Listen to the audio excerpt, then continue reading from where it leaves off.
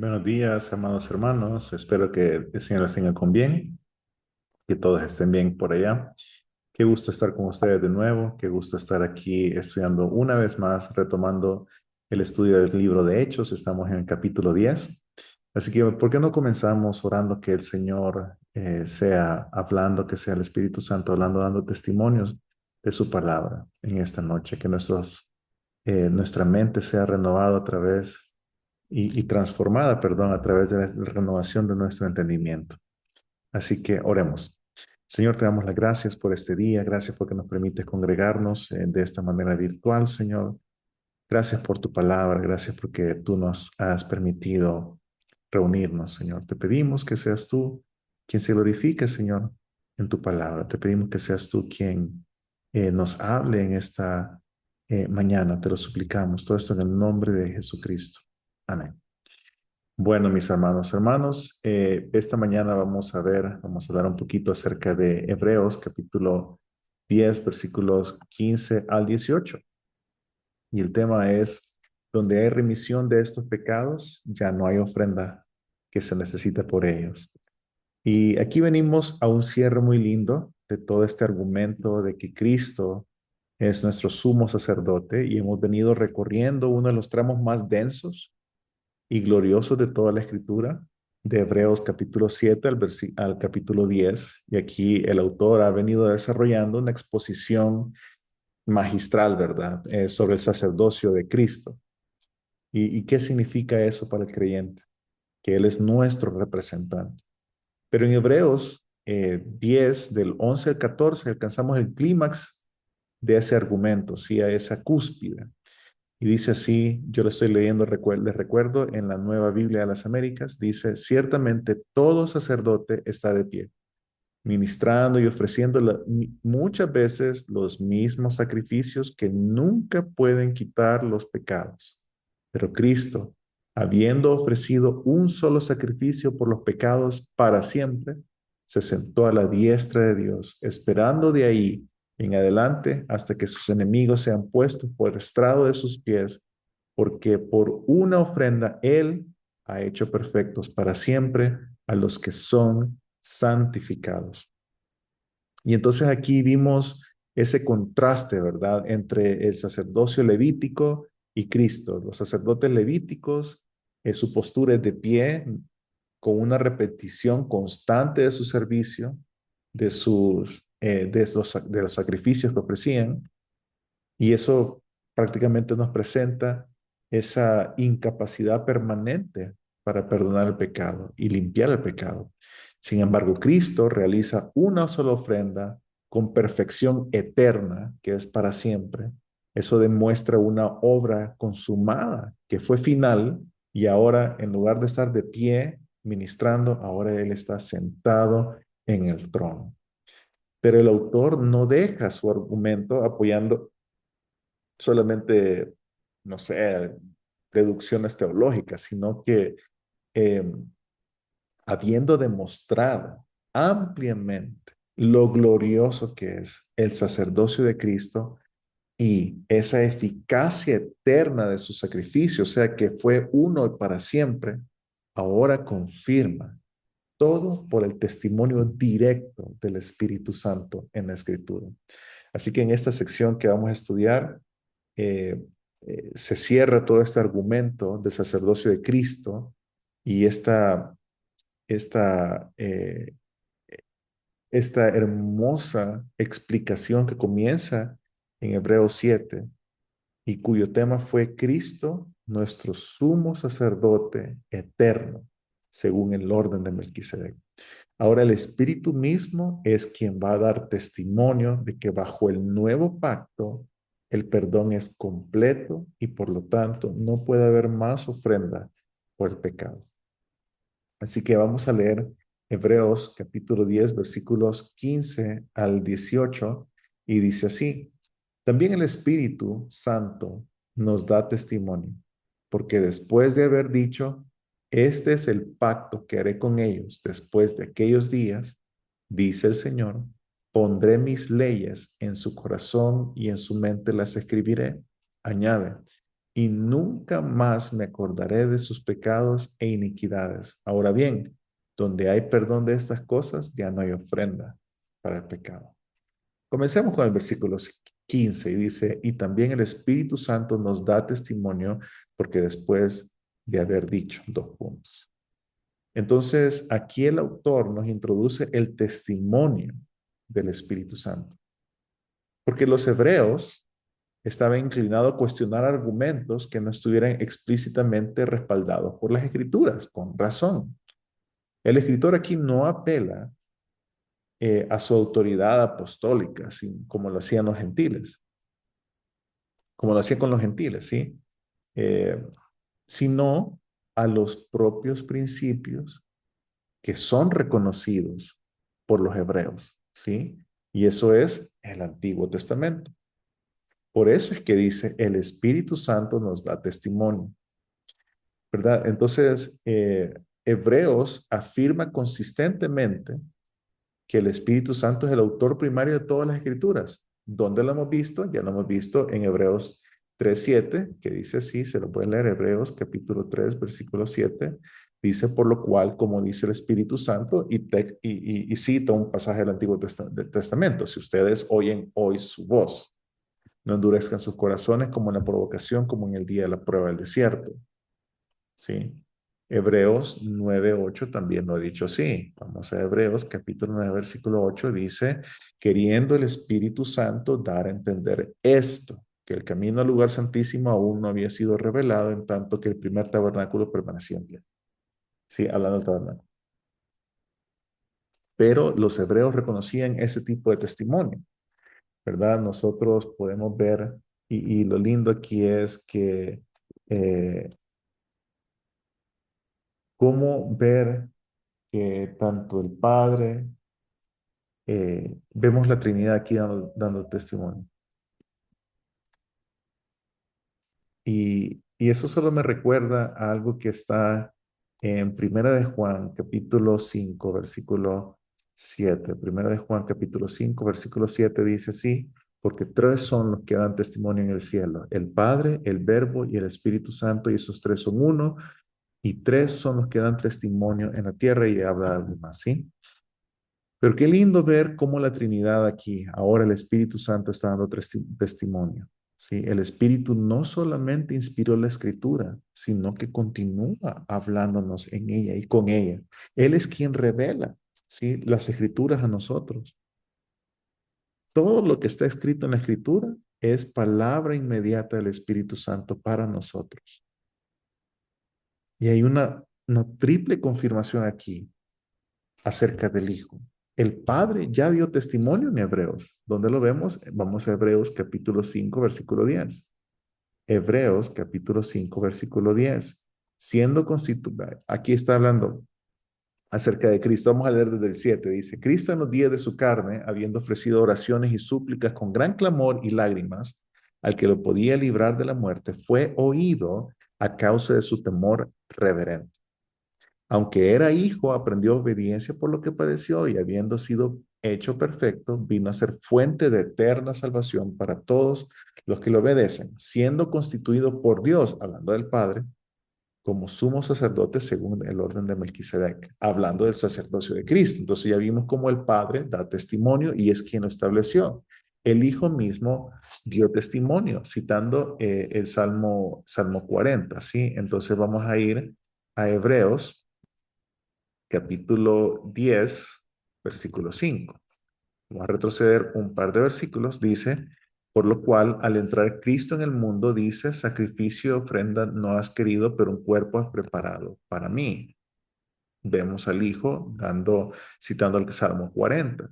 Y ahora el Espíritu Santo es quien testifica. ¿Sí? Entonces vemos como los tres eh, que son un solo Dios, así como lo dice Primera de Juan, dan testimonio. Sí, en el cielo. La Trinidad completa confirma una misma verdad, la suficiencia del sacrificio de Cristo. Nuestra fe no descansa en razonamientos humanos, descansa en el testimonio del Espíritu. Si el Espíritu declara que el sacrificio de Cristo es suficiente, No tenemos derecho de nosotros a añadir nada a ello. ¿Sí? La autoridad, o sea, veamos tres observaciones prácticas a esto, ¿sí? Primero, que la autoridad del Espíritu Santo es el fundamento final de nuestra fe, ¿sí? El Espíritu Santo es quien ha inspirado las Escrituras. Nosotros venimos a tener fe al escuchar las Escrituras, porque dice que la palabra dice que el oír, perdón, la fe viene por el oír la palabra de Dios.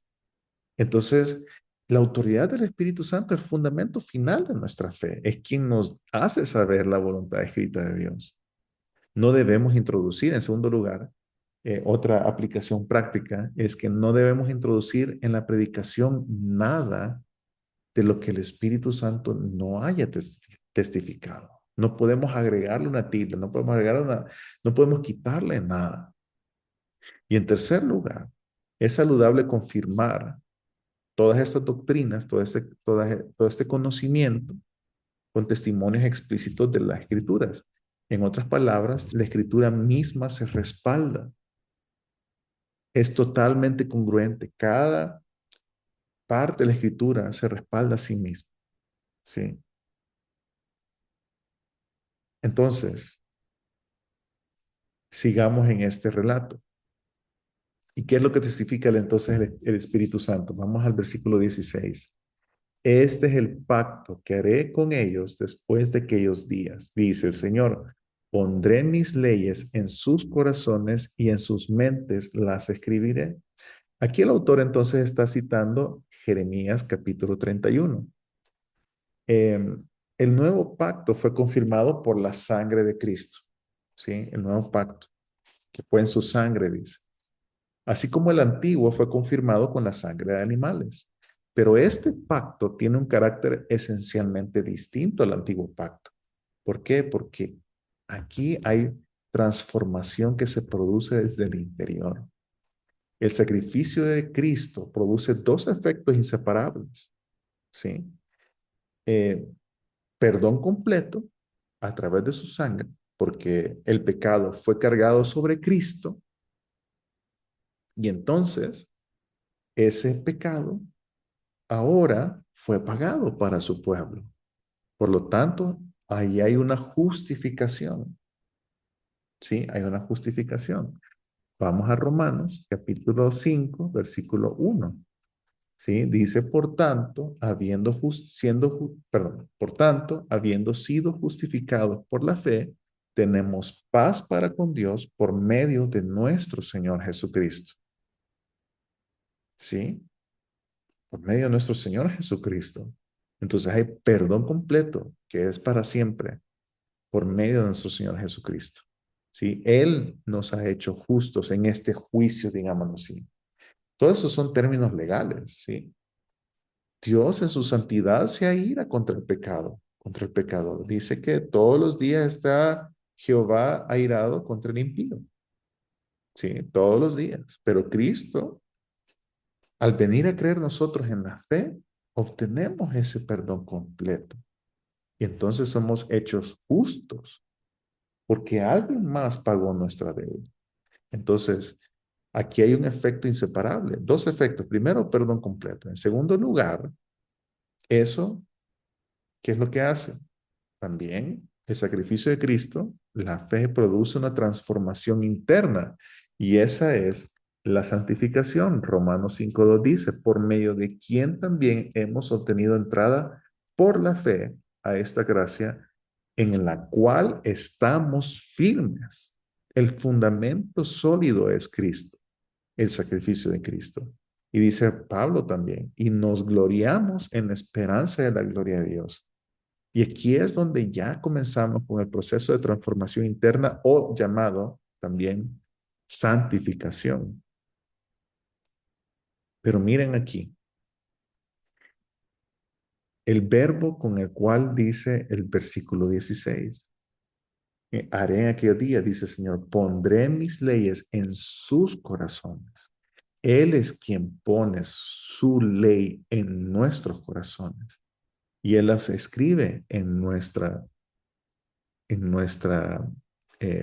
mente. Y veamos aquí los verbos, ¿sí?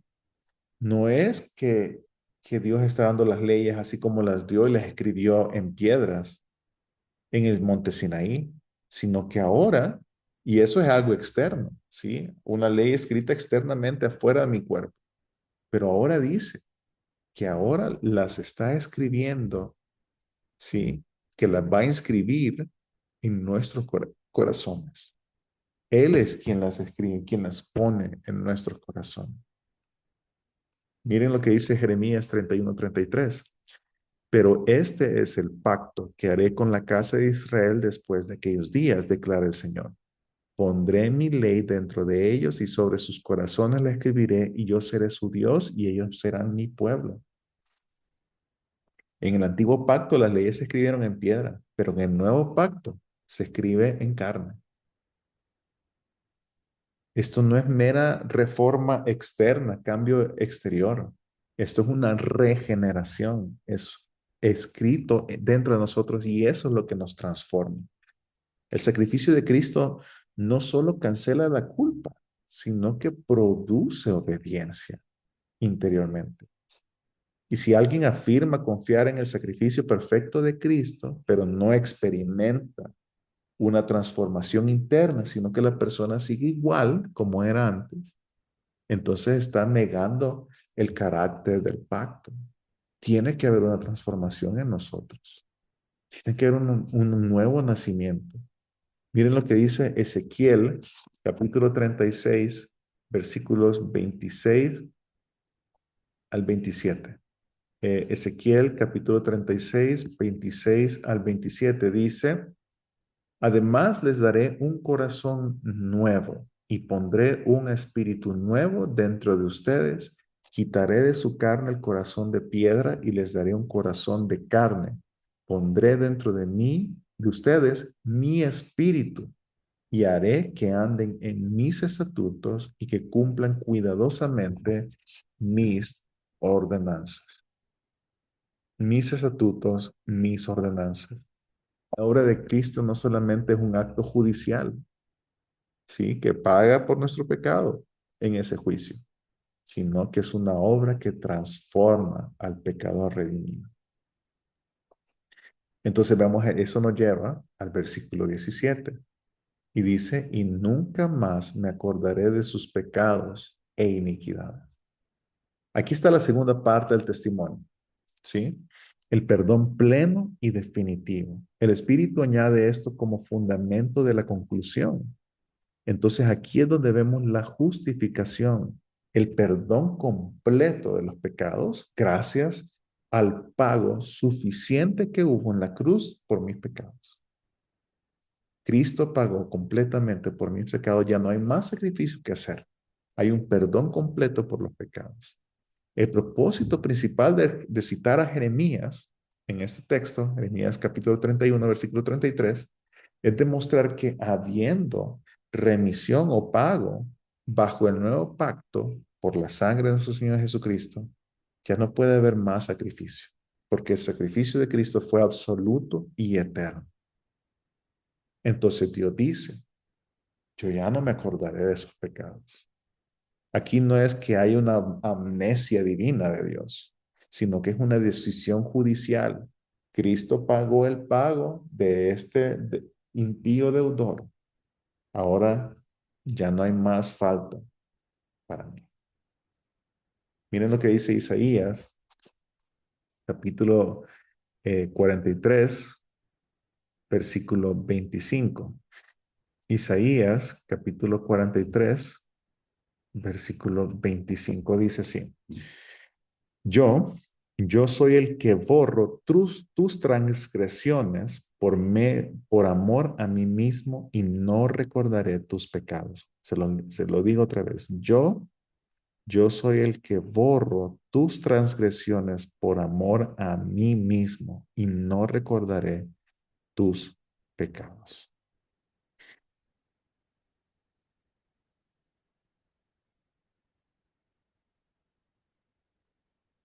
Ya no hay más recuerdo de los pecados. No porque haya amnesia, sino porque fueron pagados en este juicio. Fueron pagados por mi defensor. mi representante, Cristo Jesús. Gloria a Dios por Cristo, por este hermoso regalo que nos ha dado.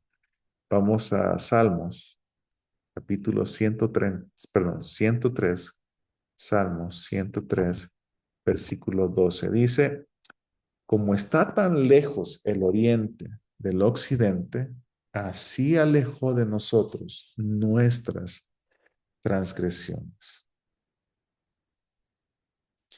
El nuevo pacto ofrece perdón perfecto para todo aquel que cree.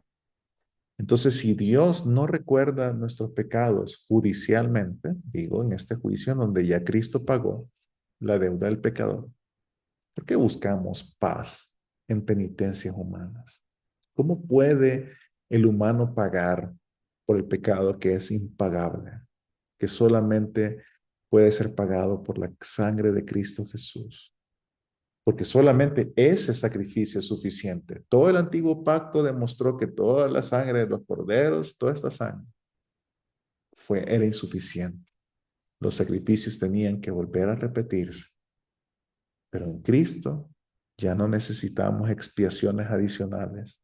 La conciencia del creyente debe descansar aquí, que el pecado fue cancelado definitivamente. Entonces eso nos lleva al versículo 18 y es una conclusión irrefutable aquí. Ahora bien, donde hay perdón de estas cosas, ya no hay ofrenda por el pecado. Y aquí está la inferencia final. Dios no acepta nada inútil en su servicio. Dios no acepta nada que sea inútil en su servicio. Si el perdón es completo, repetir sacrificios entonces sería negar la gracia de ese pacto. Aquí hay un carácter definitivo, ¿verdad? En inglés el término es once for all, o sea, de una vez para siempre. Aquí está el cierre de esta sección. Si hay remisión por el pecado, hay pago por el pecado, ya no hay más sacrificios que hacer. Y si hay sacrificios, es porque no ha habido una remisión completa.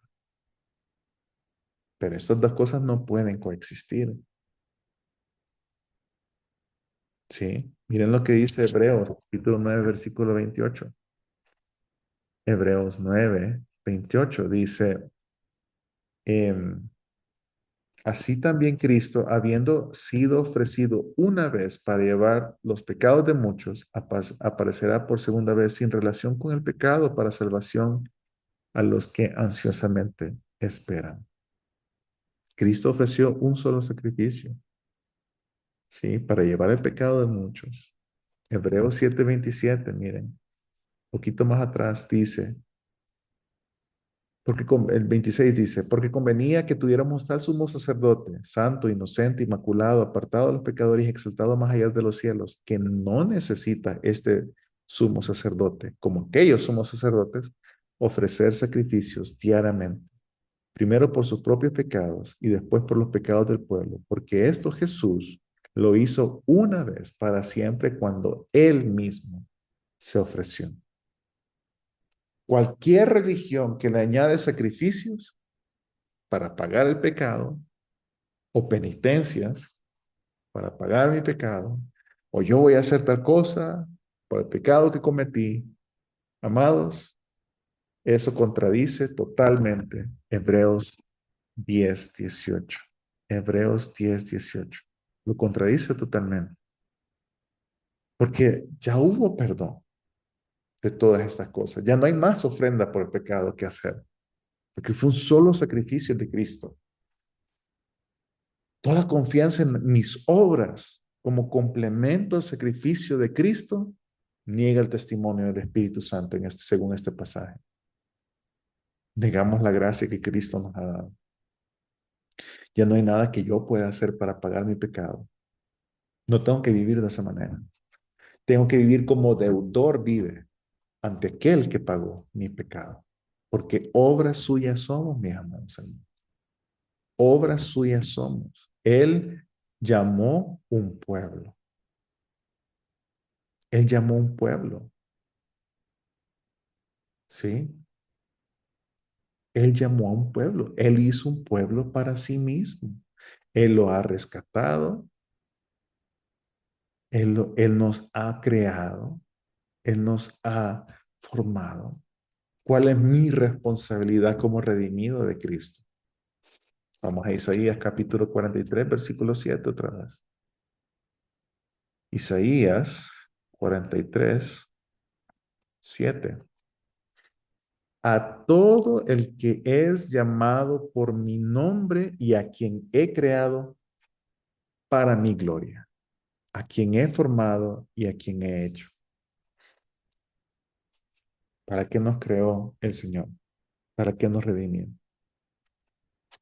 Ese es el propósito de nuestra vida, mis amados hermanos, como redimidos, como aquellos que les pagaron su deuda completamente sin merecerlos. Ese es el propósito de nuestras vidas. Fuimos creados para su gloria, no para nuestro propio ego, no para nuestra autorrealización, no para construir nuestro pequeño reino. Fuimos creados para su gloria. El mundo nos dice, hey, descubre quién eres tú. Pero Dios nos dice, recuerdan quién te creó y quién te redimió. Miren, y esto tiene que ver con la crisis de identidad moderna que tenemos, ¿verdad? En el fondo. Es una crisis de creador, es una crisis de un redentor. Cuando nos olvidamos que somos creados, que hemos sido elegidos, escogidos, redimidos por Dios, perdemos dirección, perdemos propósito, perdemos fundamento moral. Pero cuando entendemos que Él es nuestro creador, que Él nos apartó de los demás, entonces podemos descansar, nos podemos rendir y podemos realmente vivir para su gloria, mis amados hermanos. Sí, vivamos para su gloria. Ese es el resultado de todo esto. Para eso Cristo nos redimió y pagó nuestro pecado de una vez por todas. Pero hay una advertencia que viene un poquito más adelante en este estudio. Vamos a Hebreos capítulo 10, versículo 29. Hebreos 10, 29 dice, ¿cuánto mayor castigo piensan ustedes que merecerá el que ha pisoteado bajo sus pies al Hijo de Dios y ha tenido por inmunda la sangre del pacto por la cual fue santificado y ha ultrajado al Espíritu de gracia? Buscar, pagar es tratar de pagar mi pecado con mis propias obras, es despreciar la sangre de Cristo. Entonces, este pasaje no solamente es una confirmación doctrinal del sacrificio de Cristo y de su rol como sumo sacerdote, es el fundamento de la paz cristiana, paz que tenemos ahora para con Dios. Dios ya no está airado contra nosotros. Pues vamos a lo que dice Romanos capítulo 5, versículo 1, mis amados hermanos. Por tanto, habiendo sido justificados por la fe, tenemos paz para con Dios. Si no hubiese habido muerte de una vida perfecta, todos estos sacrificios que simbolizaban un sacrificio perfecto que iba a haber, porque y todo este antiguo pacto que tenía esta modalidad de sacrificios que eran imperfectos. ¿Por qué? Porque tenían que seguirse repitiendo constantemente. Cristo murió ahora e hizo un solo sacrificio y luego se sentó, dice Hebreos. Se sentó, ya no continúa como los sacerdotes del antiguo pacto realizando sacrificios cada vez. Él hizo uno solo y se pagó la deuda del pecador. Se pagó la deuda de aquellos que iban a ser adoptados como hijos de Dios posteriormente. Se pagó completamente. Ya no hay nada que yo pueda hacer. Ahora, eso produce una transformación interna en el creyente. Y ahí es donde empieza el proceso de santificación. Amados hermanos, no podemos vivir la vida. Si realmente Cristo ha pagado por mis pecados, yo ya no puedo vivir la vida como la decido vivir bajo mis propias reglas. Somos siervos de Él ahora. Ya no le servimos al pecado. Ya no nos servimos a nosotros mismos. Ya no nos servimos a nosotros mismos. Vamos a Isaías capítulo 44, versículo 21. Isaías 44, 21. Dice así: recuerda estas cosas, Jacob, y tú, Israel, porque eres mi siervo. Le está hablando a su pueblo. Somos parte de su pueblo por medio de Cristo. Dice, yo te he formado, siervo mío eres. Israel, no me olvidaré de ti. Entonces el hecho de que Dios nos haya creado, nos haya apartado como para su pueblo, nos haya llamado, quiere decir de que Él tiene ahora derecho sobre todo lo que Él ha comprado. Él nos ha comprado con sangre preciosa. Y aquí el Espíritu Santo está testificando que el pacto que ahora Él ha hecho en su sangre transforma el interior. Sí, el pecado ha sido olvidado totalmente por Dios porque ya en su juicio Cristo pagó en totalidad toda. Dios descargó toda la ira del pecado sobre Cristo. Esa ofrenda fue única y fue suficiente. Vivamos ahora como esclavos de Cristo. Somos libres ahora para el pecado, dice Romanos. Estudia Romanos 5, 6 y 7 y va a ver esa pesa entre ser esclavos del pecado o esclavos de Cristo. Ahora tenemos un amo y Señor y nosotros somos sus siervos. No, no vivamos como tratando de pagar nuestro propio pecado cuando ya Cristo lo pagó.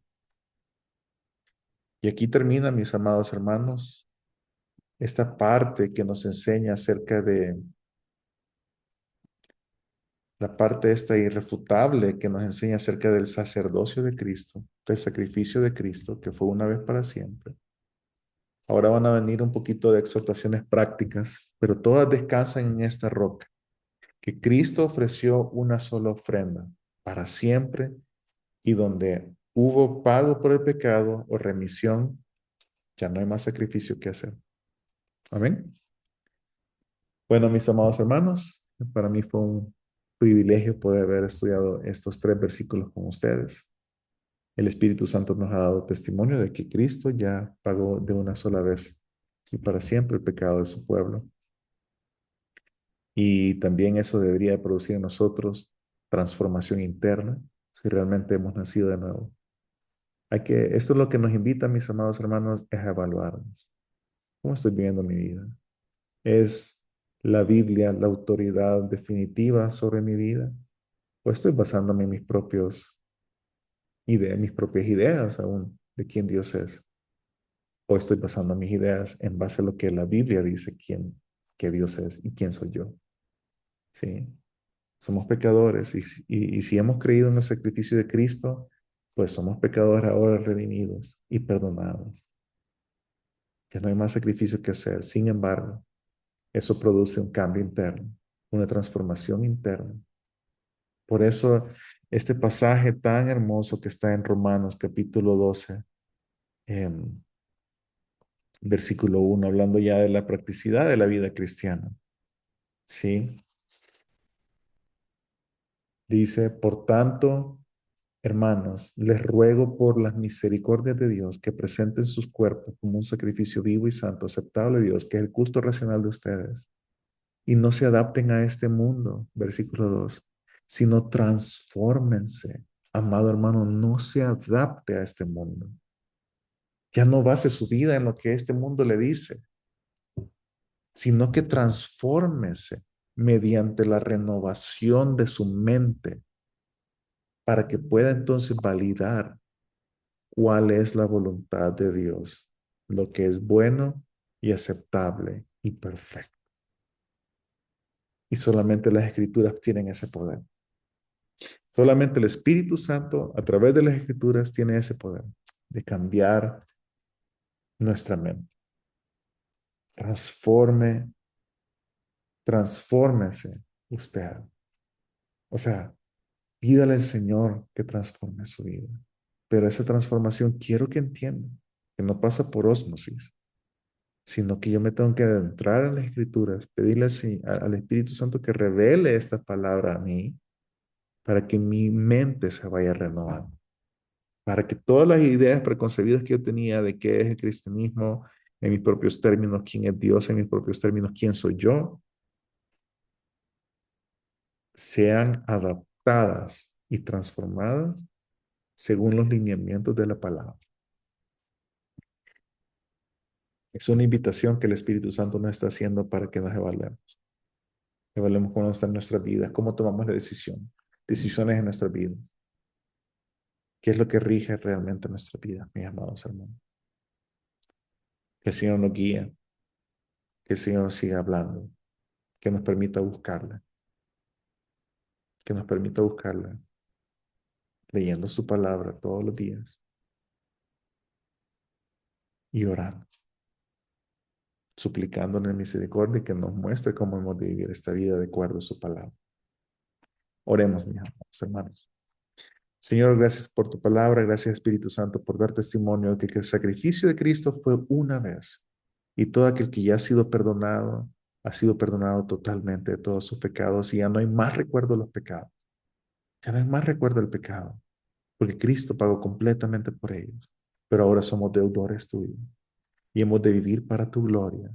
Y si hemos de vivir para tu gloria, Señor, únicamente sabemos cómo hemos de vivir a través del estudio en tu palabra, sabiendo quién tú eres, porque toda la vida cristiana comienza en quién tú eres, Señor, conociéndote a ti, al único Dios verdadero, y a tu Hijo Jesucristo, a quien tú has enviado. Que esto sea verdad en nuestra vida. Ayúdanos a vivir en dependencia de ti día a día, leyendo tu palabra, hablando de ti, Señor, hablando contigo por medio de la oración. Que seas tú, Espíritu Santo, revelando las escrituras a nosotros, Señor, para que podamos entenderlas, las podamos vivir y las podamos compartir con otros. Te lo suplicamos todo esto en el nombre de nuestro Señor Jesucristo. Amén. Y bueno, mis amados hermanos, entonces seguirán con el pastor Jorgito, el versículo 19 en adelante. Dios mediante esta semana que viene. Si Dios lo permite, nos vemos de aquí a un par de semanas. Que el Señor los bendiga, que los guarde. Saludos hasta El Salvador. Cuídense, un abrazo.